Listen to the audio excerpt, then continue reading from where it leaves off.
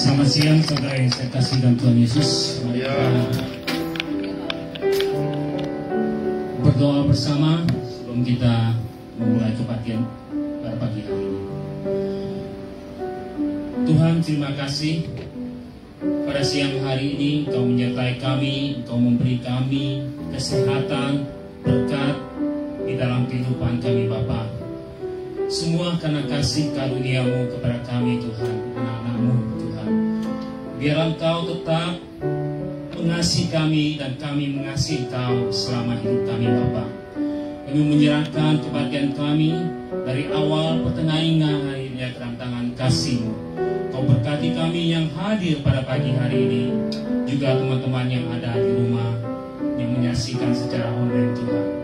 Terima kasih Bapa, menyerahkan kebaktian kami sepenuhnya dalam kasih tangan-Mu. Di dalam nama Tuhan Yesus yang mengucap syukur dan berdoa. Amin.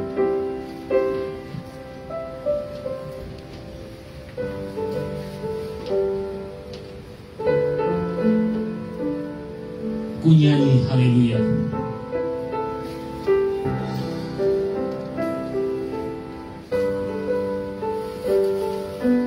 Mari kita berdiri sama-sama.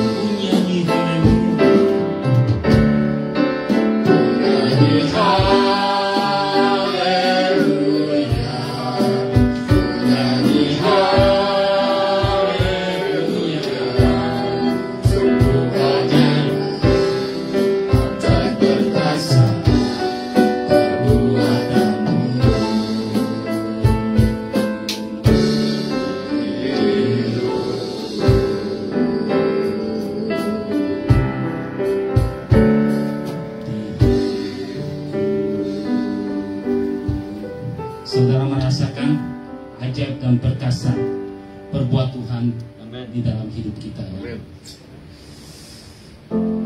Kau yang terindah di dalam hidup.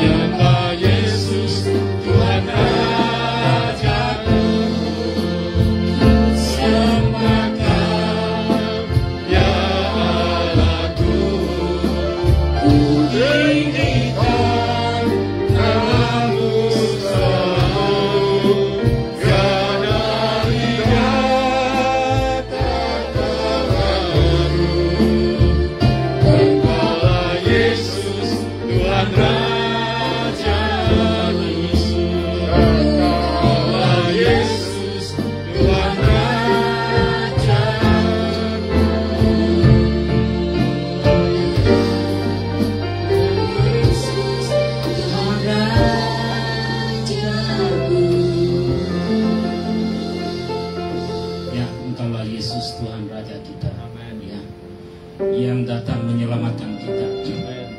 Ketika ada beban berat di dalam hidup kita, Tuhan akan menolong kita.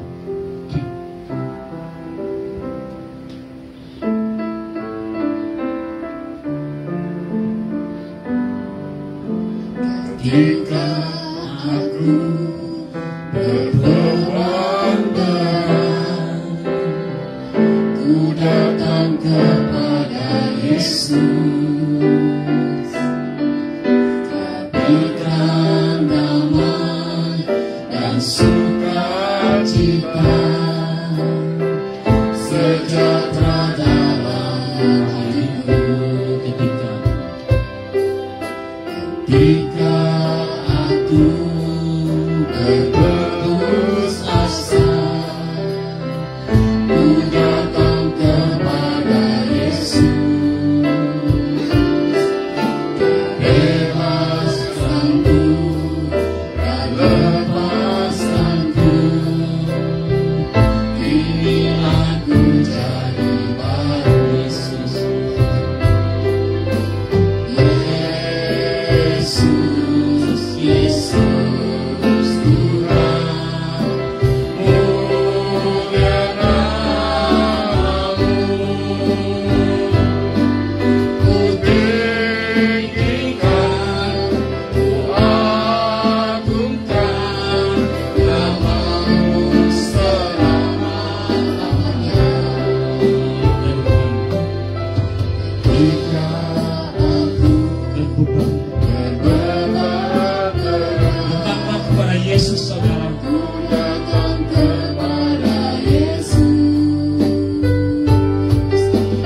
berikan damai dan sukacita, sejahtera dalam hatiku. Ketika berputus asa, Ketika aku berputus datanglah asa, kepada Yesus. ku datang kepada Yesus, Dia akan memberi kebebasan bagi kita. bebaskanku dan lepaskanku, kini aku jadi baru. Yesus, Yesus, Yesus Tuhan, mulia namamu, ku tinggikan, ku agungkan namamu selama-lamanya. Yesus, Yesus.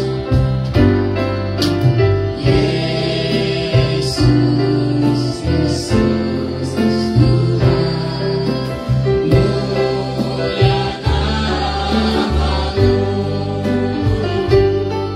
ku tinggikan, ku agungkan namamu selama-lamanya.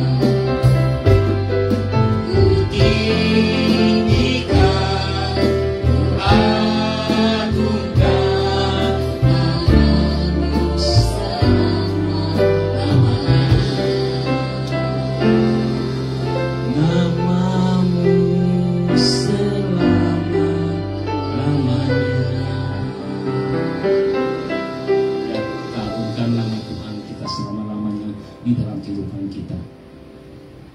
Ya, itulah alasan kita hidup, ya. Engkau alasanku hidup.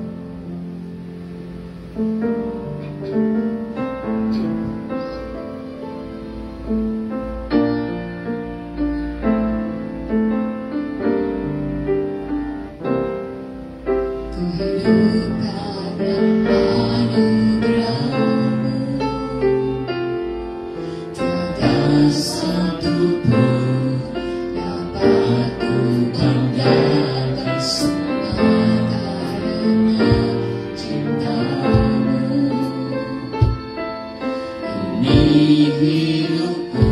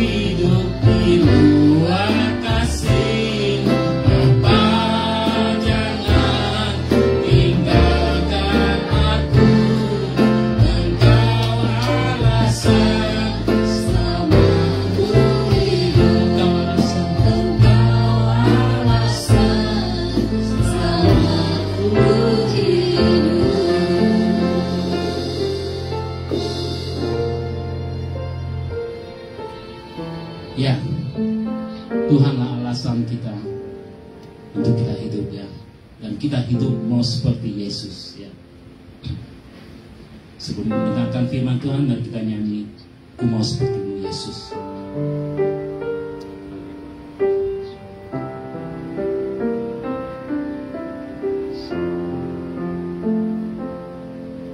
Bagaikan bencana siang dibentuk, demikian hidupku di tangan-Mu. Dengan urapan kuasa Roh-Mu, ku dibaharui selalu. Jadikanku Allah dalam rumah-Mu, inilah hidupku di tangan-Mu. Bentuklah seturut kehendak-Mu, pakailah sesuai rencana-Mu. Ku mau seperti-Mu Yesus, disempurnakan selalu dalam segala jalanku, memuliakan nama-Mu.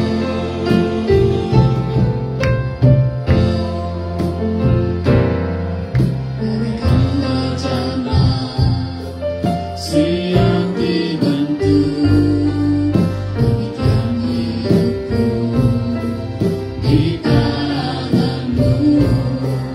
Dengan urapan kuasa Roh-Mu, ku dibaharui selalu. Jadikanku Allah dalam rumah-Mu, inilah hidupku di tangan-Mu. Bentuklah seturut kehendak-Mu, pakailah sesuai rencana-Mu.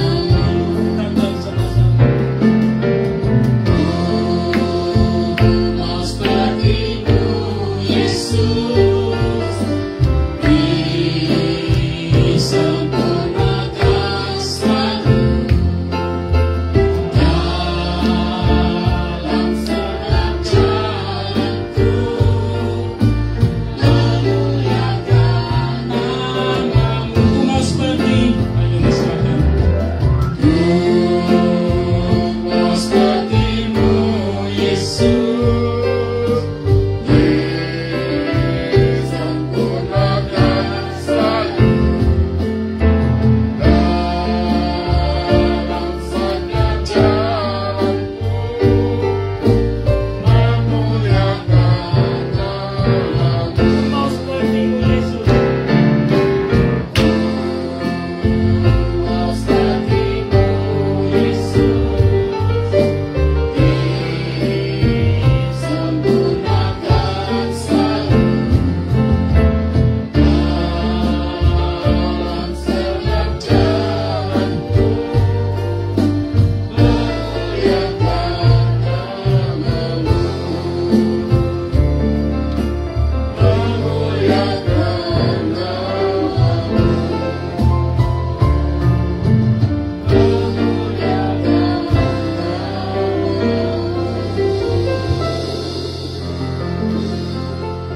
Mari kita berdoa. Tuhan, terima kasih karena lagu ini mengingatkan kami bahwa tujuan hidup kami bukanlah kami sendiri. Tujuan hidup kami adalah disempurnakan menjadi makin hari makin serupa dengan Kristus. Bukan sekedar menjadi orang Kristen, bukan sekedar ke gereja, bukan sekedar melayani, bukan sekedar jadi pendeta, tapi tetapi sungguh kami diproses dari hari ke hari menjadi semakin serupa dengan Kristus. Namanya Tuhan, pakailah mulut pipi lidah hamba-Mu dan firman yang adalah pedang bermata dua ini untuk menusuk sampai kedalaman hati kami, membawa perubahan-perubahan dalam hidup kami. Roh Kudus, Engkau bekerja dengan cara-Mu yang ajaib. Pakai hamba jadi alat saluran berkat-Mu. Engkau memberkati hati kami, telinga kami, seluruh keberadaan kami semua. Di dalam nama Tuhan Yesus kami berdoa. Amin. Selamat siang, saudara yang dikasihi Tuhan. Puji Tuhan, tidurnya lebih lama hari ini. Baik, kita akan membuka Alkitab kita di bagian terakhir dari surat kepada jemaat-jemaat di dalam kitab Wahyu. Kita akan membaca Wahyu pasal yang ke-3 ayat 14 sampai ayat yang ke-22. Sekali lagi, Wahyu 3 ayat yang ke-14 sampai 22.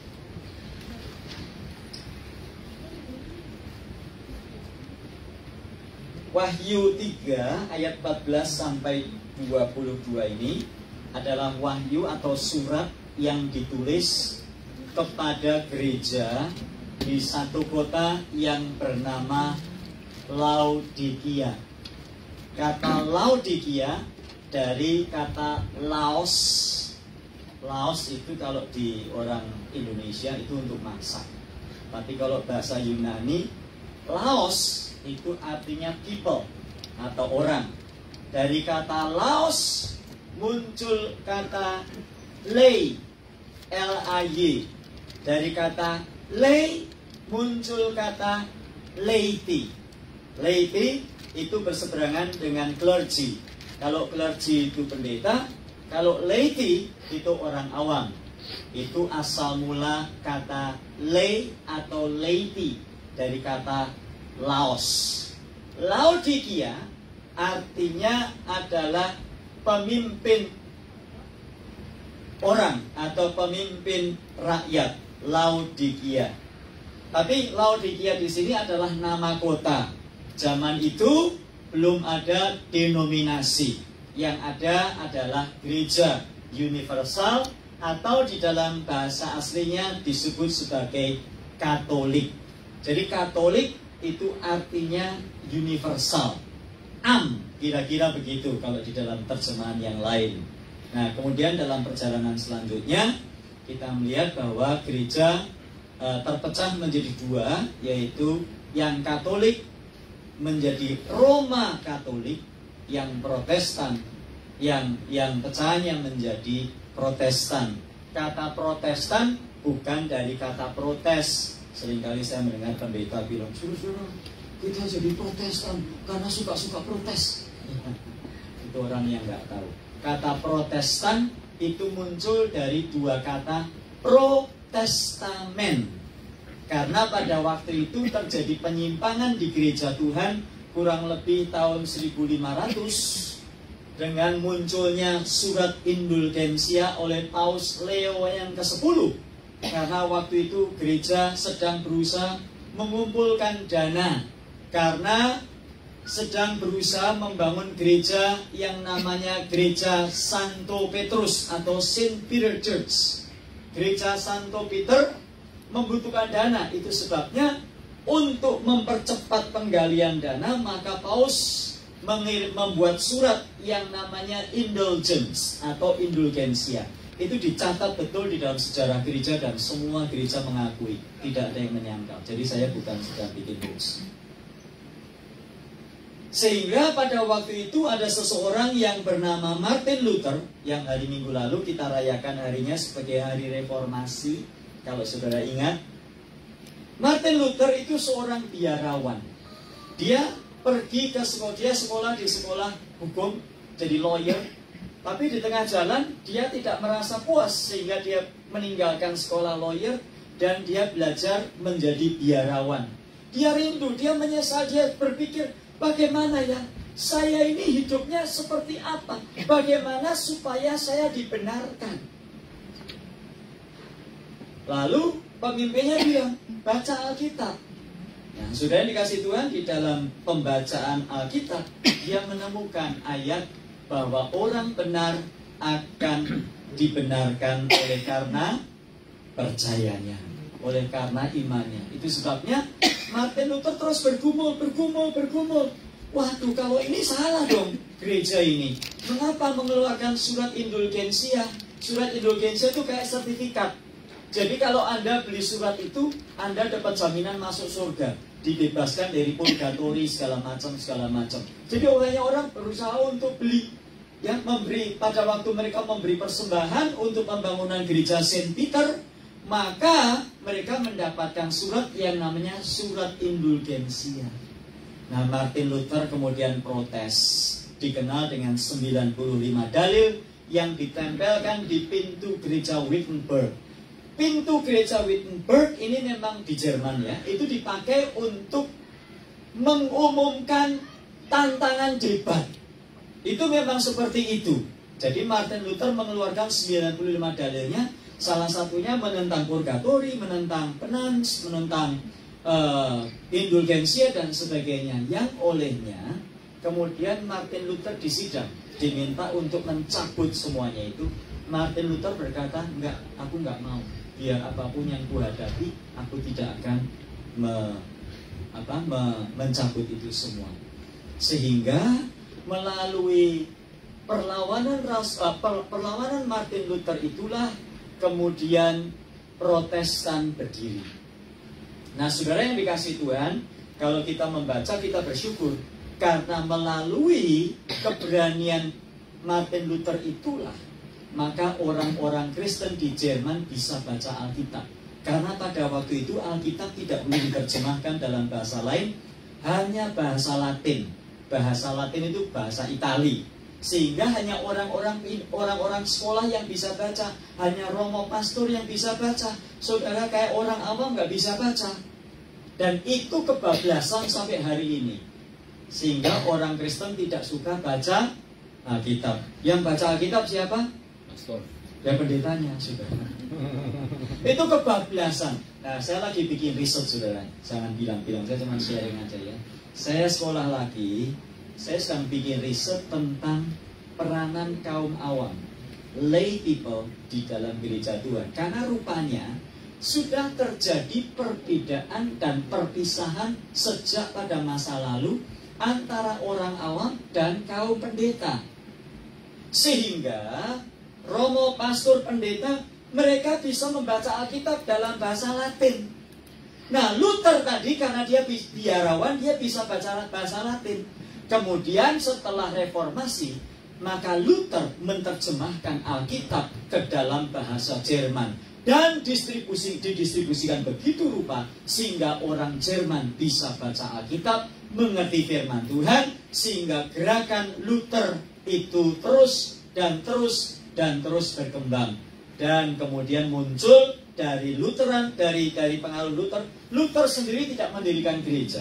Jadi gereja Lutheran itu bukan gereja yang didirikan oleh Luther.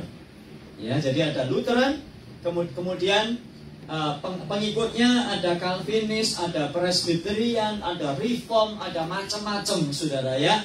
Kemudian dari situ gereja muncul banyak sekali, dari situ muncul gereja-gereja yang lain, dan sampai hari ini kita ada sebagaimana kita ada. Jadi kira-kira ceritanya begitu. Tapi pada waktu abad mula-mula sudah belum ada namanya gereja Maranatha, nggak ada, saudara. Ada gereja Betani, CRCO nggak ada, saudara. Zaman itu cuma ada gereja di Smyrna, gereja di Efesus, gereja di Korintus, gereja di Laodikia. Nah, surat Wahyu pasal yang ketiga ini adalah surat kepada jemaat di Laodikia, ayat 14. Dan tuliskanlah kepada malaikat jemaat di Laodikia, inilah firman dari Amin, saksi yang setia dan benar, permulaan dari ciptaan Allah. Saudara, saya sudah jelaskan, Wahyu pasal 2 dan pasal 3 itu strukturnya sama. Pertama, salam atau perkenalan dari Tuhan Yesus. Yang kedua, isinya pujian, kemudian teguran, kemudian undangan atau penutup. Nah, tetapi Wahyu pasal 3 ayat 14 kepada jemaat di Laodikia ini sedikit berbeda. Hanya strukturnya hanya 3 bagian, yaitu dari perkenalan, dari salam dari Tuhan Yesus langsung kepada teguran. Tidak ada satupun pujian. Sudah bisa bayangkan kalau gereja isinya cuma teguran dari Tuhan, nggak ada pujiannya, kira-kira gimana, saudara? Saudara mau ke gereja seperti itu? Gereja-gereja yang lain ada pujiannya. Aku tahu begini. Tapi gereja di Laodikia tidak ada. Gereja Laodikia langsung kepada teguran. Dan di sini Tuhan Yesus memperkenalkan dirinya dengan cara lain. Tuhan Yesus kepada jemaat di Efesus memperkenalkan dirinya sebagai Alfa dan Omega. Kepada gereja yang lain Tuhan Yesus memperkenalkan sebagai yang memegang ketujuh kaki Dia. Kepada gereja lain Yesus memperkenalkan dirinya sebagai dari Dia yang mulutnya dengan pedang bermata dua. Tetapi kepada jemaat di Laodikia Tuhan Yesus memperkenalkan dirinya sebagai Amin. Saudara kok baca kitab ini hati-hati saudara ya. Kalau saudara belum pernah baca kitab sama sekali, lalu saudara baca kitab Laodikia, saudara mungkin bingung karena dikatakan inilah firman dari Amin. Kalau saudara dengar kata Amin, saudara yang ingatnya siapa? Kalau saya bilang Amin, saudara ingat siapa? Amin Rais. Karena dikatakan inilah firman dari Amin. Nah, jangan salah. Kita mesti lihat pasal-pasal dan ayat-ayat sebelumnya supaya kita tahu. Oh, kepada jemaat di Sardis Tuhan Yesus memperkenalkan dirinya sebagai yang memiliki ketujuh roh Allah. Kepada jemaat Philadelphia, Tuhan Yesus memperkenalkan sebagai yang kudus, yang memegang kunci. Dan kepada jemaat di Laodikia, Tuhan Yesus memperkenalkan dirinya sebagai Amin. Amin itu artinya ya, benar, setuju, yes. Itu sepakat, itu arti kata Amin. Jadi hanya satu kali Tuhan Yesus memperkenalkan dirinya sebagai Amin. Dan kata Amin biasanya dipakai untuk mengakhiri doa. Ya, jadi kalau kita doa sudah ngantuk, gitu kita nunggu ini pendetanya kapan ya bilang Amin ya. Kok nggak Amin ya? Amin. Kok nggak Amin? Sampai jemaahnya sampai teriak-teriak Amin. Pendetanya nggak Amin. Pendetanya nggak amin. Sudah. Itu yang ditunggu-tunggu orang kalau doanya kepanjangan kan kayak gitu sudah. Ayo siapa yang gitu ngaku, tolong angkat tangan. Amin artinya ya, benar, sepakat, setuju, yes. Itu kalau di gereja Indonesia. Kalau di gereja orang kulit hitam lain. Say it bro. Preach it bro. Say it again. Oh, pusing juga. Saya kadang-kadang saya pernah di Hawaii ikut gereja, bro. Itu gerejanya kalau tidak salah di Haleiwa, sudah. Suatu kali diajak jemaah saya, Om, ayo kita ikut ke gereja sana, Om. Gereja kita kan sore, yuk kita ke sana. Pusing saya sudah. Pas kebaktian, lari sudah. Ada yang lari. Ada yang sudah tuh kantong kolektornya nggak pakai kantong sudah. Ini terlalu kecil sudah. Sudah tahu kantong kolektor pakai karung. Pendetanya sebelum pengumuman, sebelum kolektor itu bilang, saudara-saudara, kenapa kita pakai karung?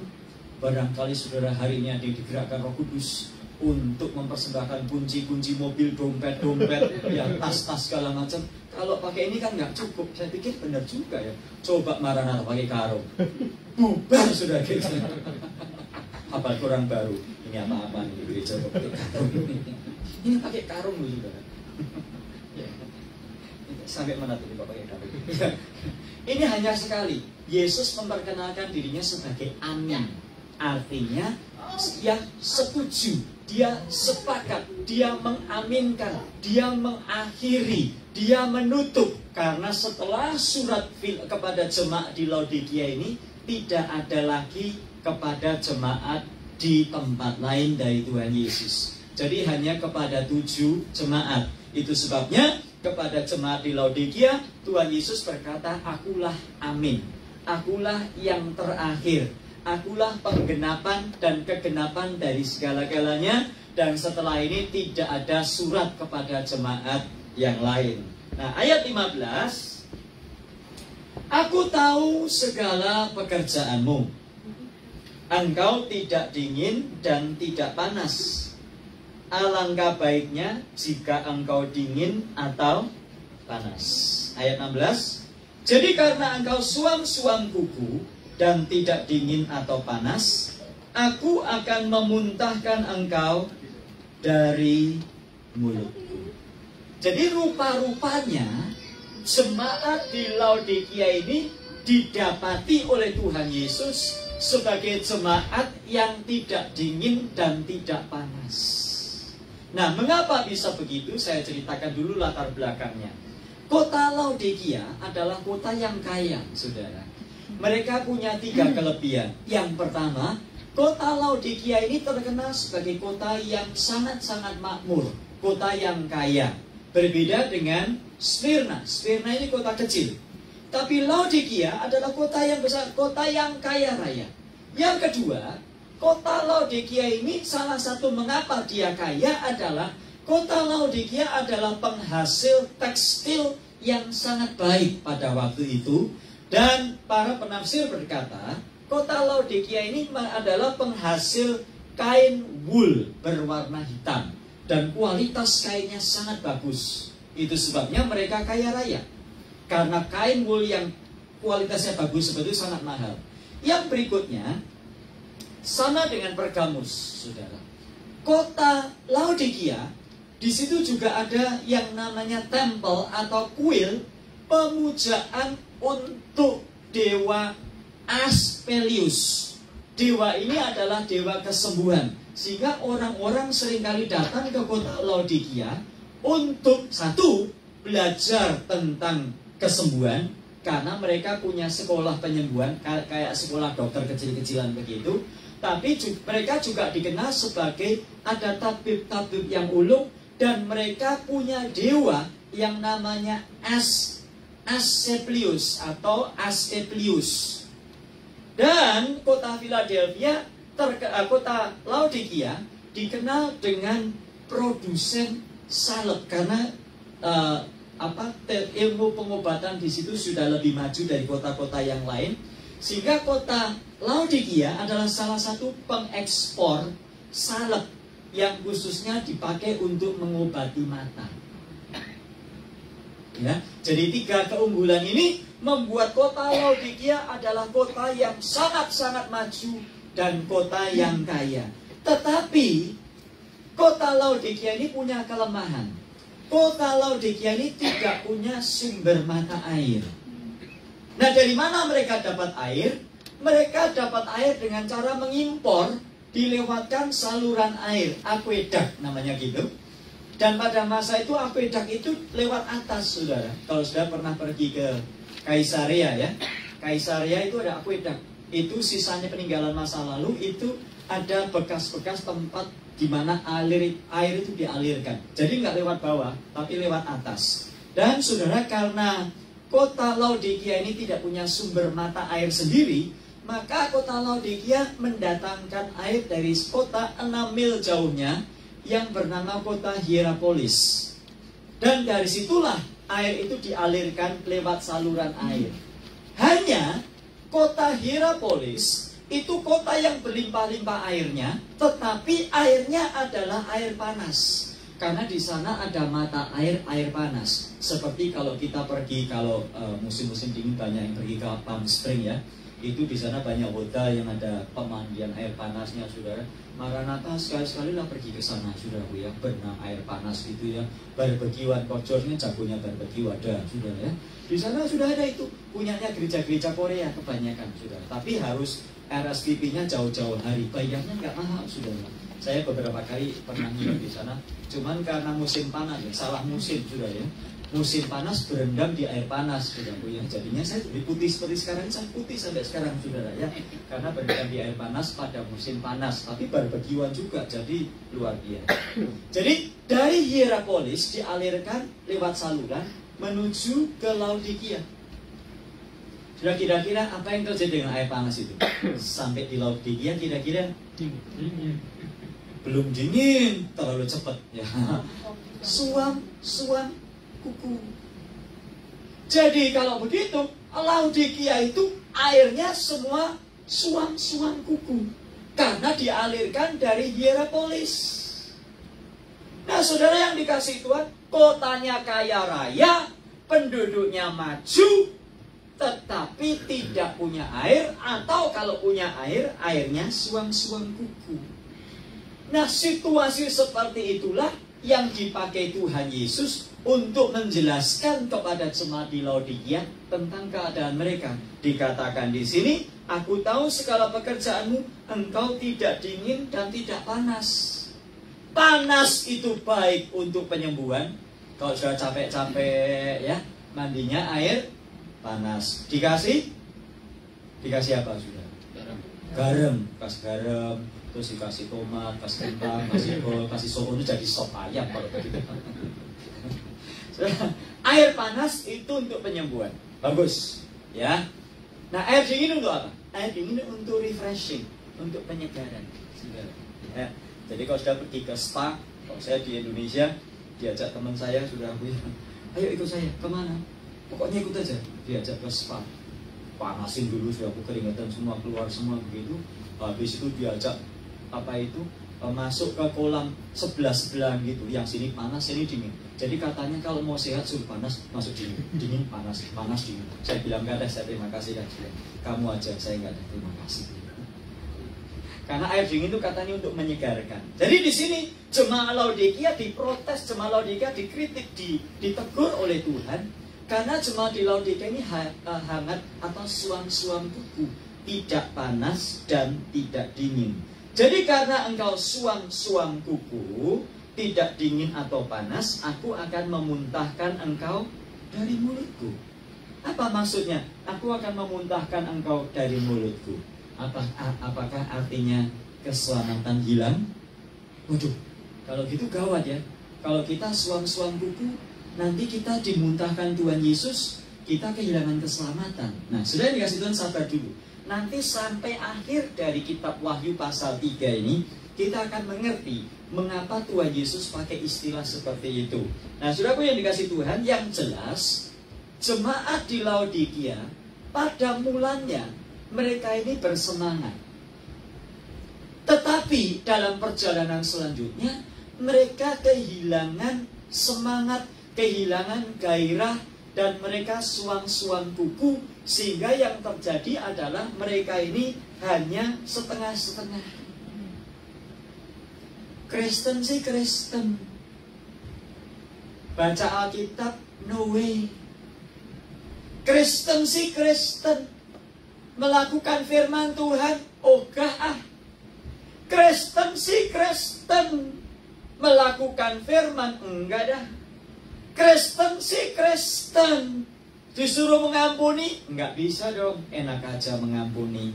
Kristen sih Kristen, disuruh berdoa malas, capek, biar pendetanya aja yang berdoa. Kristen sih Kristen, ya, tetapi disuruh cari jiwa enggak, cari jiwa. Ngapain cari jiwa? Yang mau selamat yang selamat, yang nggak mau selamat ya biar nggak selamat. Ya, Kristen sih Kristen, ke gereja gereja lihat dulu hari ini yang masak siapa. Kalau yang masak hari ini nggak ada yang masak, ogah masa kita mesti mampir toko rame sama-sama beli nasi bungkus semuanya? Nggak mungkin dong. Ini Kristen yang suam kuku, suruh belajar firman Tuhan, Bible study, ogah. Saudara, kalau mau lihat gereja itu hidup atau tidak, jangan dilihat hari Minggunya, dilihat waktu Bible study. Bagaimana situasinya, saudara? Karena itulah gereja yang sesungguhnya yang datang Bible study. Kenapa? Kalau datang hari Minggu gampang saudara ya, datang hari Minggu gampang. Tapi kalau datang bebas tadi, minta ampun ya. Mesti menghafal, belum lagi ada PR saudara.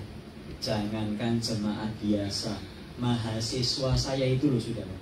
Saya ngajar di 2 tempat ya, satu di Fullerton, Grace Mission University, yang satu saya ngajar di Indonesia, di STI, Sekolah Tinggi Teologi Injil Indonesia di Jogja.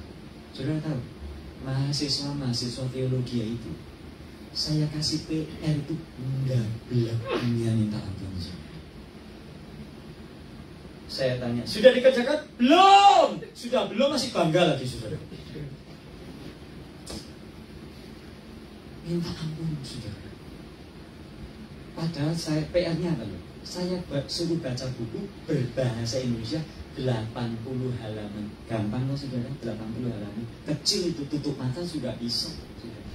80 halaman itu. Gimana sudah? Belum Pak. Kenapa? Karena udah nggak usah dijawab. Saya sudah tahu alasan kamu sini itu. Padahal sebelumnya saudara sih tahu, saudara-saudara mahasiswa, minggu ini tugasnya membaca buku 80 halaman. Saya kasih judulnya, beli di Ali Offset. Kalau ada yang kesulitan beli buku, let me know. Ada kesulitan, let me know. Buku itu harganya 60.000. 60.000 itu $4 lah. Saya bilang, kalau ada yang kesulitan, kasih tahu saya.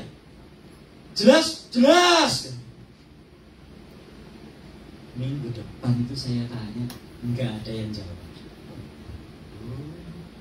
Mahasiswa aja teologi aja kasih PR aja nggak mau, malas ya saudara. Tapi saya kalau Maranatha saya yakin beda. Maranatha ini jemaat yang rajin-rajin. Kalau dikasih PR pasti mengerjakan, ya. Itu sebabnya Maranatha Bible study-nya selalu hidup. Ya, saya kasih sertifikat semua waktu itu banyak. Saya harap sertifikatnya masih ada ya. Itu perjanjian lama udah selesai loh. Siapa yang sertifikatnya masih ada ya? Yang masih ada nanti diajak makan seafood sama Pak Yusuf. Ya, perjanjian baru sampai Korintus. Saya aja masih ingat, sudah berhenti 2 tahun. Saya masih ingat Korintus itu terakhir. Ya, setiap hari Jumat kita nyanyi. Ya, Kejadian, Keluaran, Imamat, Bilangan, Ulangan. Nyanyi aja sudah banyak yang lupa, saudara pasti, ya kan? Ayo coba, siapa yang masih ingat lagunya? Windy aja yang ingat suaminya, sudah ya kan? Lalu sampai kepada kita perjanjian baru. Matius, Markus, Lukas, Yohanes, Kisah Rasul, Roma, Korintus. Nah, ini jemaat di Laodikia. Ini kayak begini sih. Suan-suan buku. Apa-apa ogah. Pokoknya Kristen. Nah, saudara, kenapa bisa begitu? Lanjut ya, waktunya mepet soalnya. Ayat yang ke-17. Karena engkau berkata, aku kaya, dan aku telah memperkayakan diriku, dan aku tidak kekurangan apa-apa, dan karena engkau tidak tahu bahwa engkau melarat, malang, miskin, buta, dan telanjang. 18. Maka aku menasihatkan engkau supaya engkau membeli daripadaku emas yang telah dimurnikan dalam api, agar engkau menjadi kaya, dan juga pakaian putih, supaya engkau memakainya, agar jangan kelihatan ketelanjanganmu yang memalukan, dan lagi minyak untuk melumas matamu, supaya engkau dapat melihat. Jadi rupa-rupanya jemaat Laodikia ini bangga dengan situasi yang nampak dari luar. Saya sudah katakan tadi, kota Laodikia semuanya orangnya kaya. Jadi kekayaan itu menutup mata mereka, sehingga mereka tidak bisa melihat kondisi jasmaninya. Yang dilihat tiap hari hanya kekayaan jasmani, tidak bisa melihat kondisi rohaninya. Mereka tertipu oleh kekayaan jasmani, mereka tertipu oleh kondisi jasmani, sehingga mereka tidak bisa melihat kondisi rohani. Mereka bilang begini, kita mah tenang-tenang aja, kita mah nyaman kok, kita mah aman kok, sehat, ya kerja jalan terus, insurans nggak pernah berhenti, di cover insurans semua, Ya, sakit apapun sembuh, COVID sembuh, varian Delta sembuh, varian apa lagi, Munusi, Omega sembuh, nggak takut kita. Ya, kita wah rumahnya juga cukup, ya. Kita pekerjaan juga ada, gaji naik, sepatu cukup, baju cukup, makan nggak pernah kurang. Makan dari restoran ke restoran yang lain, kita cukup. Ini orang Laodikia sudah. Kenapa? Ya tadi, karena jemaat Laodikia adalah jemaat yang kaya. Mereka produsen kain mahal dan mereka eksportir untuk obat-obatan mata. Sampai mereka buta. Nah, kita katakan, Yesus katakan, kamu nggak tahu ya, kamu berkata kamu kaya, kamu nggak sadar kan, kalau kamu itu melarat, miskin, buta, telanjang.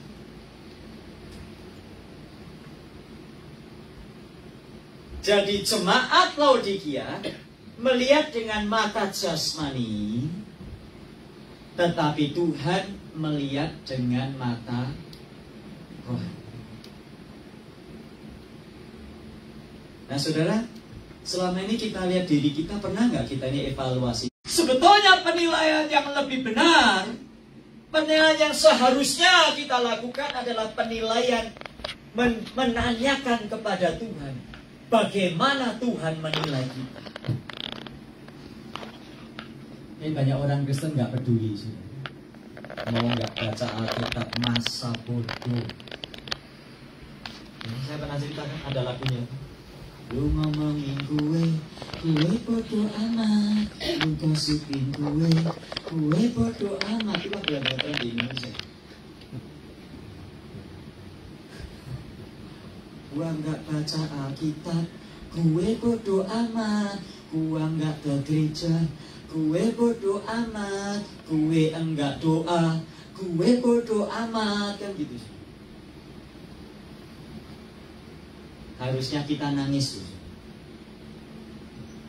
Coba tengok ke dalam hati kita. Selama ini kita Kristen sudah berapa tahun?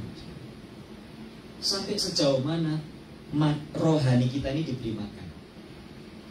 Kalau kita sadar, harusnya kita nangis. Makanya kita berkata terus ya. Dikatakan di situ, karena itu maka ayat 18, maka aku menasihatkan kamu supaya engkau membeli daripadaku emas yang telah dimurnikan dalam api. Artinya apa? Apakah kita bisa membeli sesuatu dari Tuhan? Enggak bisa. Karena kita tidak bisa membeli sesuatu dari Tuhan, makanya Tuhan pakai kata, belilah daripadaku emas yang telah teruji dari dalam api. Artinya apa? Kamu nggak bisa apa-apa. Yang kamu bisa hanyalah memohon anugerah dan belas kasihan Tuhan, karena kamu tidak bisa membeli. Makanya Tuhan pakai kata membeli di situ. Nah, sudah dikasih Tuhan ayat 19. Barang siapa ku kasihi, ia ku tegur dan ku hajar. Sebab itu relakanlah hatimu dan bertobat. Jemaat Laodikia disuruh bertobat lagi oleh Tuhan. Kenapa kok bisa begitu, saudara? Ayat 20. Lihat, aku berdiri di muka pintu dan mengetok. Jikalau ada orang yang mendengar suaraku dan membukakan pintu, aku akan masuk mendapatkannya, dan aku akan makan bersama-sama dengan dia, dan ia bersama-sama dengan aku. Saudara, ayat ini seringkali dipakai sebagai ayat penginjilan. Kepada orang-orang yang diinjili, biasanya ditawarkan. Baca Wahyu 3 ayat 20. Lihat, aku berdiri di muka pintu. Pertanyaannya sekarang begini, saudara. Ini ayat kan untuk gereja. Ini ayat kan konteksnya kepada gereja di Laodikia. Pertanyaannya, kok gereja Laodikia dipanggil untuk bertobat lagi? Kok dipanggil seperti Tuhan Yesus berdiri di depan pintu, Yesusnya di luar? Gimana dong, saudara? Kalau gitu mana yang salah? Gereja Laodikia yang belum bertobat, atau ayatnya yang salah? Ternyata gereja Laodikia itu bisa seperti itu. Suam-suam buku, merasa sudah kaya, apa-apa ogah, apa-apa nggak mau. apa-apa ogah. Ternyata apa saudara? Ternyata gereja Laodikia ini memang belum memiliki Yesus di dalam kehidupan mereka. Kok bisa? Bisa. Sudah dikasih Tuhan, menjadi Kristen bukan berarti bahwa saudara itu pasti memiliki Yesus. Kalau Anda memiliki Yesus, maka Anda pasti Kristen. Tapi Anda dan saya yang Kristen tidak jaminan bahwa kita itu memiliki Yesus. Itu sebabnya mereka suam-suam kuku. Itu sebabnya Yesus berkata, lihat aku berdiri di muka pintu dan mengetuk.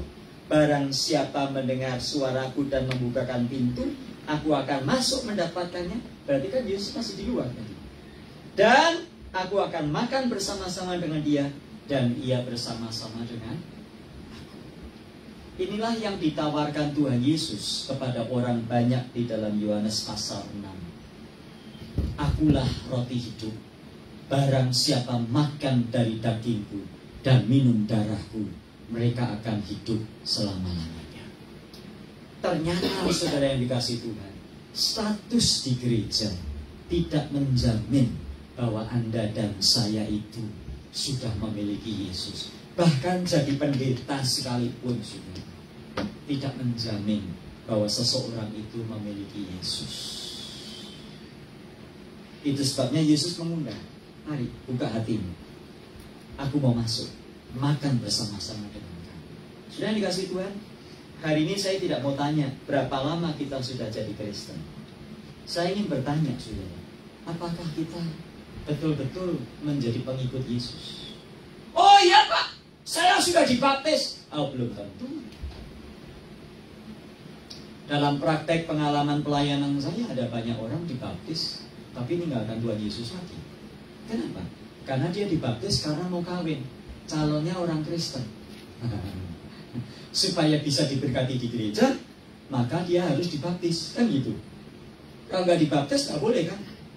Nah, begitu sudah diberkati, sudah kawin, saudaraku, nggak ke gereja lagi dia. Saya tanya, dia punya Yesus nggak? Belum tentu. Nah itu sebabnya sudah yang dikasih Tuhan, orang yang sudah memiliki Yesus punya ciri. Saya jelaskan. Yakobus pasal 2. Iman tanpa perbuatan pada hakikatnya adalah mati. Orang yang sungguh percaya kepada Yesus, maka akan nyata dalam perbuatannya sehari-hari. Tapi orang yang hanya percaya Yesus, tetapi tidak sungguh percaya, maka antara iman dan perbuatannya beda jauh. Iman dilihat dari mana? Bukan dari kalung salibnya. Iman dilihat di mana? Bukan dari tato salibnya. Saya bisa bikin tato salib di sini, gede. Apakah berarti saya memiliki Yesus? Belum. Mari, ada baiknya kita evaluasi diri kita masing-masing. Nggak usah periksa orang lain, saudara. Coba periksa diri kita masing-masing. Kita ini sudah punya Yesus belum? Kalau sudah punya, benar nggak kira-kira? Perbuatan saya cocok nggak? Sebab Yohanes pasal 6, Yesus berkata, makan, barang siapa makan dagingku dan minum darahku, ia akan hidup selama-lamanya. Kalau makan darahnya dan minum dagingnya, makan dagingnya dan minum darahnya, berarti apa saudara? Ada satu pengaruh, ada dampaknya, betul? Saudara kalau makannya karbo terus, dampaknya apa?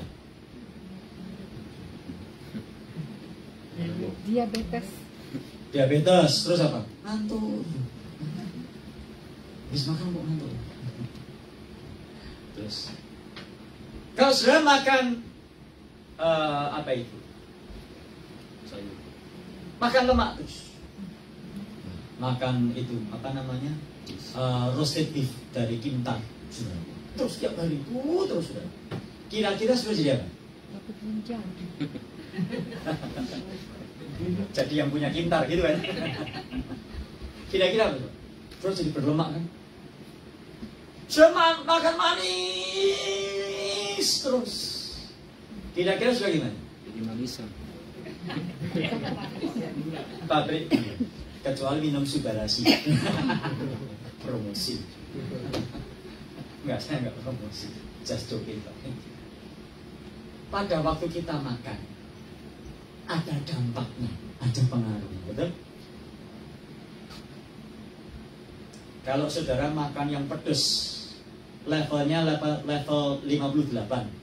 Kalau beli nasi goreng di Indonesia ditanya, levelnya pedas ya bang? Levelnya berapa? 3 itu kecil. Levelnya berapa? 58. Kira-kira gimana saudara? Dampaknya apa buat saudara? Habis makan, saudara kan ke restroom. Stay di sana the whole night, saudara. Karena makan yang pedas. Mertua saya kalau beli nasi goreng bawa cabai segini dari rumah. Cabai segini nih loh saudara. Cabai segini dimasukkan semua. Pernah sama itu restoran Medan, dia minta cabainya 30. Yang jualan lihat marah-marah saudara. Ini cabainya nenek lo. Makanya dia beli. Kalau beli nasi goreng itu bawa cabai dari rumah. Tahan panas saudara. Orang lo sudah gini-gini dia tahan. Nah ini dampaknya makan. Sekarang saya tanya, kalau saudara makan roti hidup, sebentar kita akan makan roti dan minum darah Yesus, sudah? Secara simbolik. Dampaknya apa?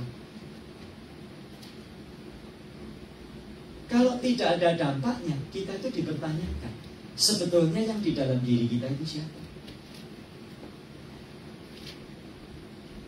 Itu sebabnya pada waktu kepada kita diperintahkan untuk kita makan roti dan minum cawan. Cawan ini adalah perjanjian baru yang dimeteraikan oleh darahku. Sebetulnya kepada kita diingatkan, perbuatlah ini setiap kali kamu memakannya menjadi peringatan akan. Saya sudah berkali-kali tekankan. Peringatan apa? Wah kadang-kadang kalau perjamuan, aduh nangis sampai nangis.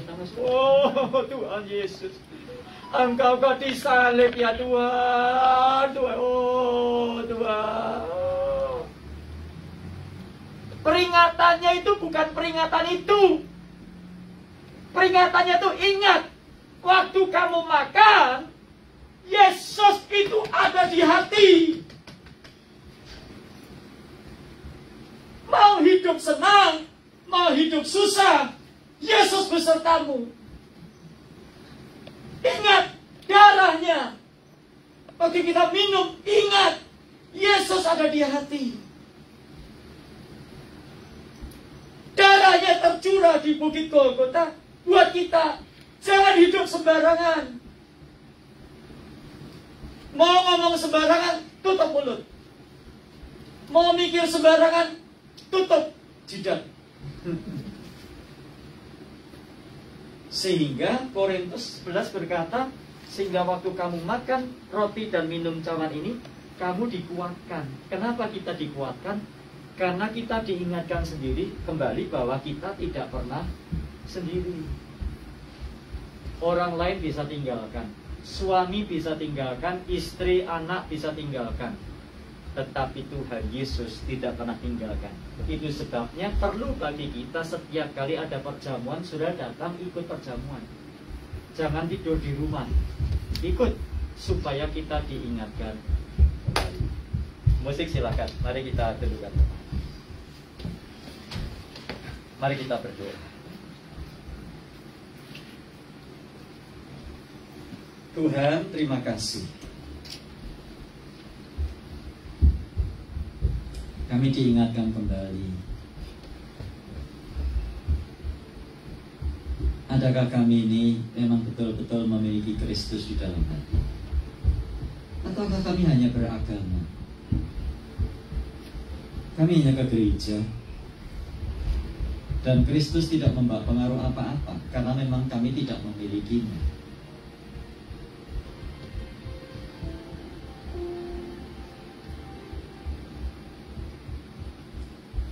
Tuhan, biarkan kami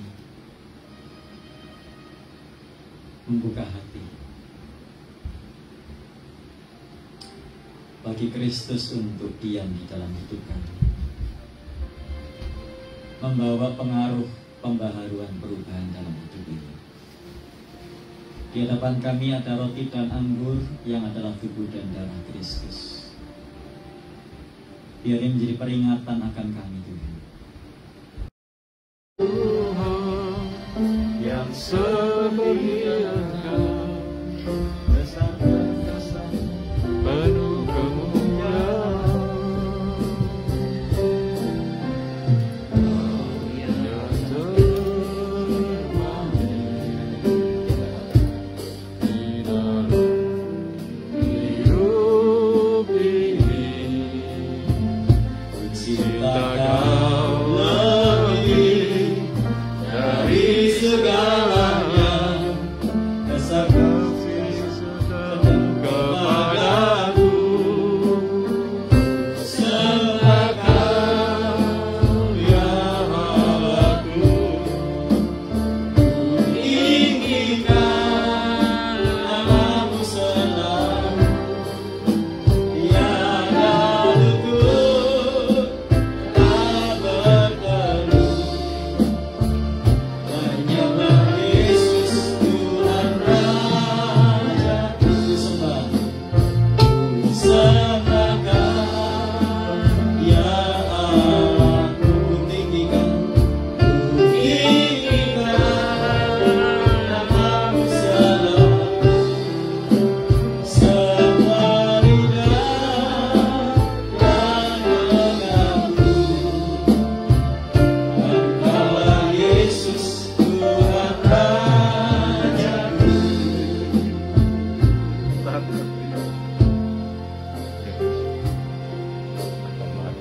Kau yang terindah,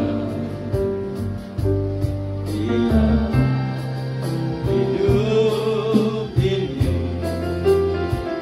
tiada Allah Tuhan yang seperti Engkau, besar perkasa penuh kemuliaan.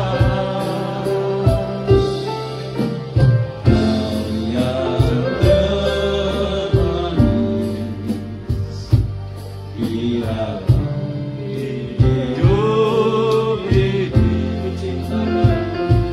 cinta Kau lebih dari segalanya, dasar kasih setiamu kepadaku, sembah Kau ya Allahku, ku tinggikan namamu selalu, tiada lutut dan berteduh, menyembah Yesus Tuhan Rajaku. Nanti redaksionalnya tolong dibetulkan ya. Ini salah kata-katanya. Bukan tiada lutut kan bertelut. Berarti tidak ada yang bertelut. Tiada lutut kan bertelut. Tiada lutut tak bertelut. Yang kedua, semua lidah kan mengaku. Sebab kalau kita nyanyi salah, artinya kita sedang mengimani sesuatu yang salah. Tiada lutut kan bertelut, artinya semua lutut nggak ada yang bertelut, tidak mengaku kepada. Nggak apa-apa, kesalahan itu biasa ya, nggak usah terlalu dibesarkan. Satu hal yang wajar. Mari kita berdiri bersama.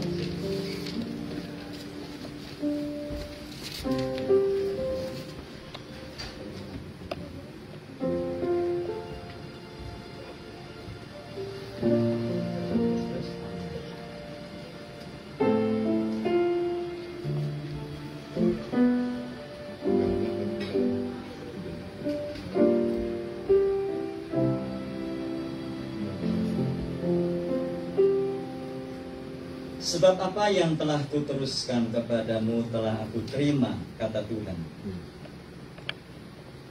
Pada malam sebelum ia diserahkan, ia mengambil roti, mengucap syukur atasnya, memecah-mecahkannya, dan berkata, inilah tubuhku yang diserahkan bagi kamu. Perbuatlah ini setiap kali menjadi peringatan akan aku. Firman-Nya berkata, makanlah. Artinya jangan cuma dilihat, jangan cuma dicicipi. Makan seluruhnya.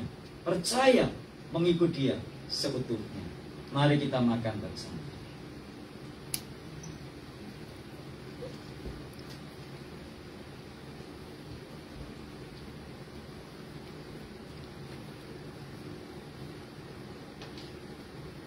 Demikian juga ia mengambil cawan, sudah makan, lalu berkata, cawan ini adalah perjanjian baru yang dimeteraikan oleh darahku. Perbuatlah ini setiap kali kamu meminumnya menjadi peringatan akan aku. Terima dengan syukur, mengingat akan Kristus yang tinggal dalam hidup kita. Kita tidak pernah sendiri. Darahnya dicurahkan bagi kita supaya kita bukan hidup untuk dunia, tetapi hidup untuk Kristus. Kita makan dengan penuh syukur, kita minum dengan syukur.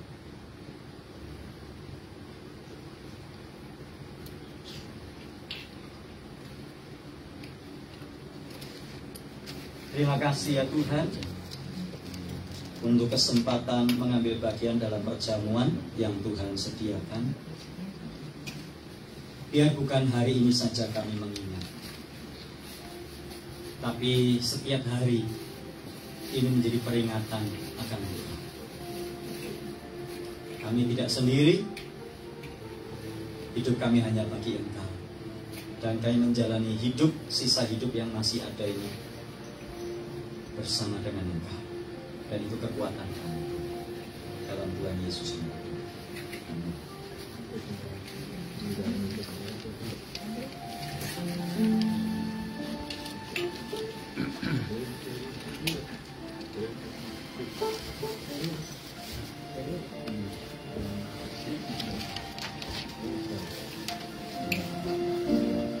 Iya, aku salah.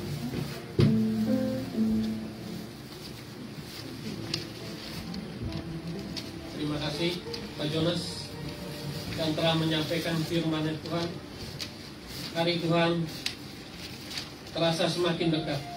Mari kita bertobat agar kita bisa menang dan duduk bersama di tahtanya. Karena kita bertelinga, kita harus mendengarkan firman-Nya. Sekarang kita mau tundukkan kepala dan satukan hati berdoa untuk teman-teman kita. Bapa yang ada di surga, mulialah nama-Mu dari dulu, sekarang sampai selama-lamanya. Kami mau berterima kasih Tuhan atas kesembuhan Pak Sugianto. Kami juga mau berterima kasih atas pernyataan-Mu kepada Liani. Tuhan tolong terus sertakan dia agar dia bisa melewati treatmentnya yang harus dijalani untuk kesembuhannya. Juga Tuhan jaga terus Kohandi dengan kesehatannya, tubuh dan ginjalnya. Kami juga mau berdoa untuk Mike yang masih bermasalah dengan ginjalnya. Tuhan tolong sembuhkan. Juga untuk kesembuhan dari Ibu Ainil. Tuhan, Engkau yang Maha Tahu dengan penyakitnya. Tuhan tolong Engkau sembuhkan. Untuk tim Udong yang masih bermasalah dengan jantungnya, Kau jamah dia. Tuhan tolong Engkau sempurnakan kesembuhannya. Untuk Ibu Pendeta Agustinus Mariaki yang sedang di rumah sakit, Kau jaga dia. Tuhan, kami tolong campur tangan-Mu agar penyakitnya bisa disembuhkan, agar dia bisa terus melayani. Tuhan, kami percaya pertolongan-Mu datang hanya daripada-Mu. Tuhan Yesus adalah Sang Penyembuh yang luar biasa. Tuhan Yesus adalah tabib dari segala tabib. Kami juga mau berdoa untuk Aiing yang rencana untuk mengoperasi lutut. Kami juga berdoa untuk para senior Maranatha. Tuhan terus berikan kesehatannya untuk seluruh jemaat Maranatha yang setiap orang yang hadir dan mengikuti kebaktian ini di online. Terus lindungi mereka satu persatu, kuatkan imamnya agar semakin hari seperti Engkau ya Tuhan. Terima kasih Bapak. Kami serahkan kehidupan kami ke dalam kedaulatan. Di dalam nama Tuhan Yesus kami sudah berdoa. Amin. Amin.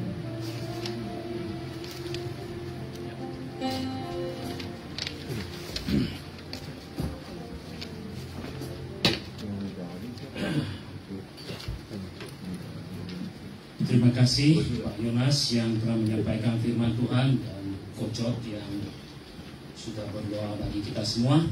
Selanjutnya kita akan memberikan persembahan.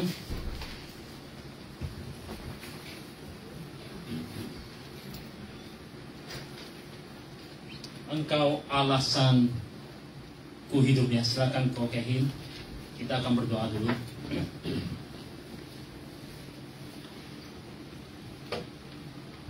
Mari saudara kita berdoa.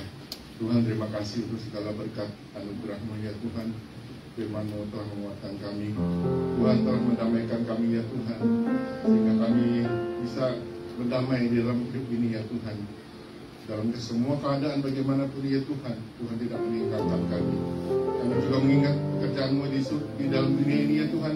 Biarlah kami akan memberi persembahan pada siang hari ini untuk pekerjaan-Mu di dunia ini. Pakailah ini ya Tuhan sebagai bisa menjalankan pekerjaan-Mu di dunia ini. Terima kasih Tuhan, dengar doa kami dalam nama Tuhan kami Yesus Kristus. Amin.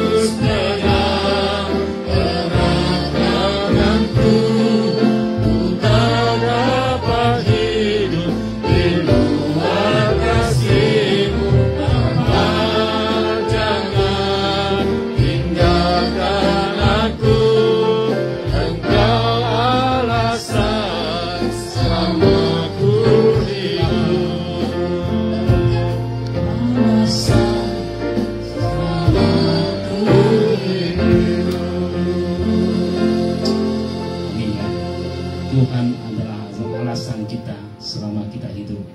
Puji Tuhan, silakan dulu.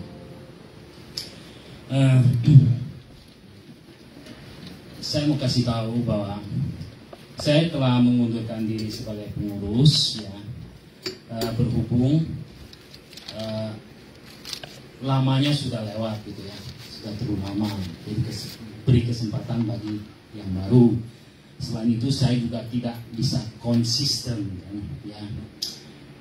Ini pergumulan saya lumayan lama ya, karena begini.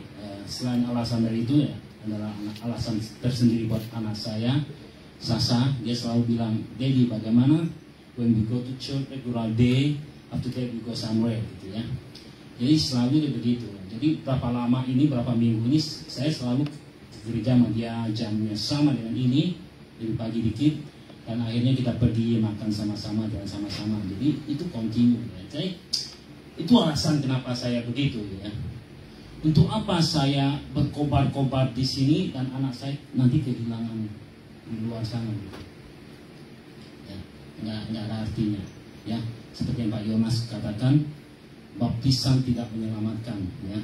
Anak saya itu serang belum dibaptis ya. Saya mau dia sendiri yang minta dibaptis, bukan saya maksa dia ya. Dia mendengar, dia minta dibaptis, dan saya sebagai orang tua mempunyai tugas untuk membimbing dia ke hadapan Tuhan. Itu janji kita waktu dia masih baby, itu perjanjian kita akan mendidik dia sampai mengenal Tuhan sebagai juru selamat. Setelah itu dia sendiri yang mengambil keputusan ya. Jadi mohon jangan contohi saya tidak konsisten, tidak bisa hadir setiap minggu begitu ya. Puji Tuhan kalau saya bisa memimpin nyanyi kembali dalam anytime gitu ya. Selanjutnya kita akan ada acara Ciponi yang akan maju ke depan. Ya, ada acaranya cukup sedih ya. Karena teman kita yang sudah lama bertahun-tahun bersama kita akan pindah lumayan jauh juga. Berapa mile ya dari sini? 2000 mile, jauh banget ya. Saudara kita Jimmy dan juga temannya Aliong juga ya, mungkin dalam persiapan ya. Kita doakan dia nggak lama di situ. Silakan. Ya. Nanti kita minta Pak Yonas yang berdoa. Panggil dulu mereka. Panggil mereka. Nanti. Jimmy, Siapa ada? Jim, saya atas nama Maranatha mengucapkan terima kasih atas dukungan dan pelayanan kamu setiap minggu di Maranatha. Saya rasa Tuhan memberikan kamu talenta yang banyak. Kamu bisa bermain drum, bisa masak, sound system, everything, Jim. Dengan sangat berat, kami harus melepaskan kamu pindah ke Texas bersama keluarga kamu.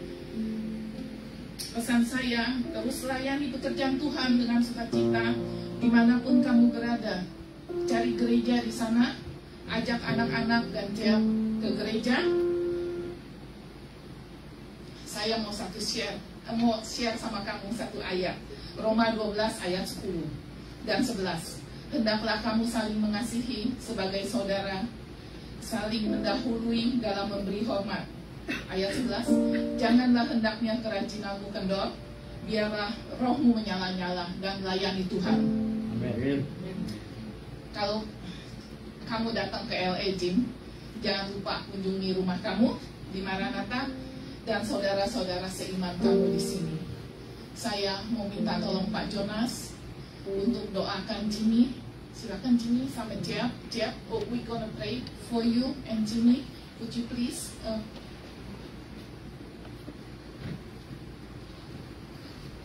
Itu kali ya,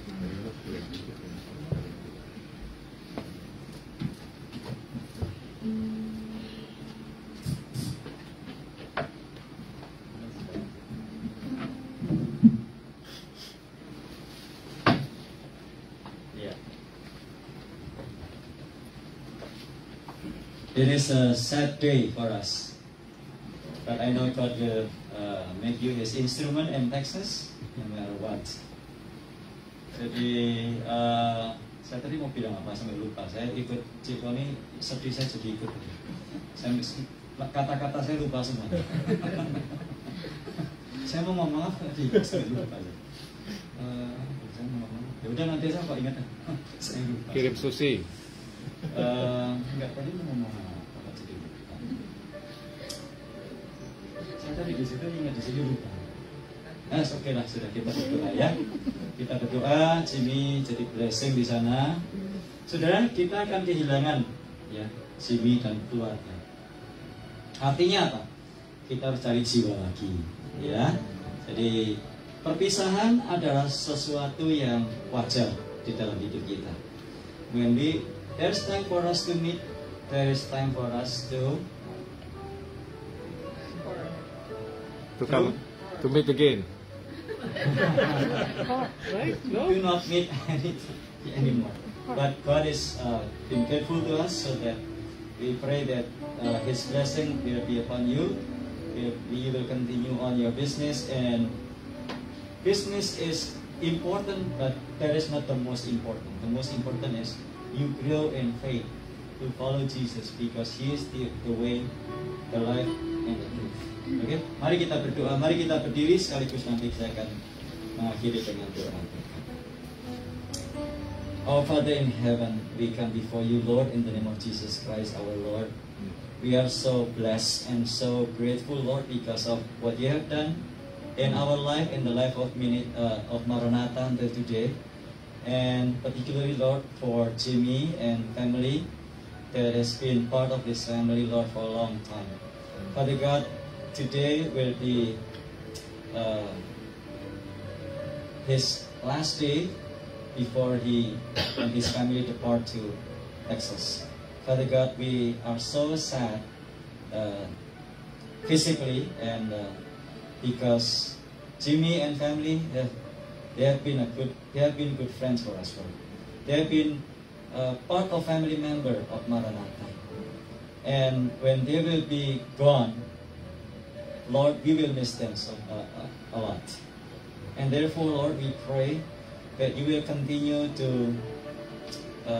help Jimmy and the family, not just to move to Texas, but you will help them, Lord, to find you in a better way, and therefore they will be growing spiritually. And when time has come for us to meet again, we will listen a good testimony from Jimmy and the family, how God has been so good to them, Lord, no matter what. Father God, our life is sometimes tough. However, we just surrender before you. We rely on your strength, because you are Almighty God, maker of heaven and earth, who sustain Jimmy day by day and the family until today. Father God, we pray for their preparation. We pray for their trip to Texas. We pray for their adaptation. We pray for their adjustment in Texas. We pray that they will be able to continue to do the best for you, Lord, and help them, Lord, to continue growing and following you, and you will make them prosper. You will make them successful in whatever they do in life, because you are Almighty God, who have given us life. Father God, we pray for the children who will also go through adaptations in Texas. Father God, we pray that the Holy Spirit will help them, Lord. Thank you, Father. We pray and we ask this blessing in the name of God the Father, the Son, and the Holy Spirit. May the blessing of Jesus Christ be with Jimmy and the family now on and forever. And we praise you, Lord, in the name of Jesus Christ. Amin. Supaya dikasih Tuhan, arahkanlah hatimu kepada Tuhan dan terimalah berkat-Nya. Sebab Tuhan memberkati engkau dan melindungi engkau. Tuhan menyinari engkau dengan wajah-Nya dan memberi engkau damai sejahtera. Tuhan menyinari engkau dengan menghadapkan wajah-Nya kepadamu dan memberi engkau kasih karunia. Ulanglah dan bawalah anugerah yang besar dari Allah Bapa, kasih yang sempurna dalam Tuhan Yesus Kristus, persekutuan dengan Roh Kudus yang beserta dengan kita sampai selamanya. Amin. Sebelum nyanyi, saya mau kasih Jimmy satu ayat. Tadi Cifoni Roma 12 ayat 10 sampai 11. Mesti ingat ya, nanti datang lagi ditanya loh. Roma 12 ayat 10 sampai 11. Saya kasih ayat satu saja buat Jimmy. I'll give you one verse. Joshua chapter 1 verse 8. Ingat ya, nanti datang saya tanya pasti.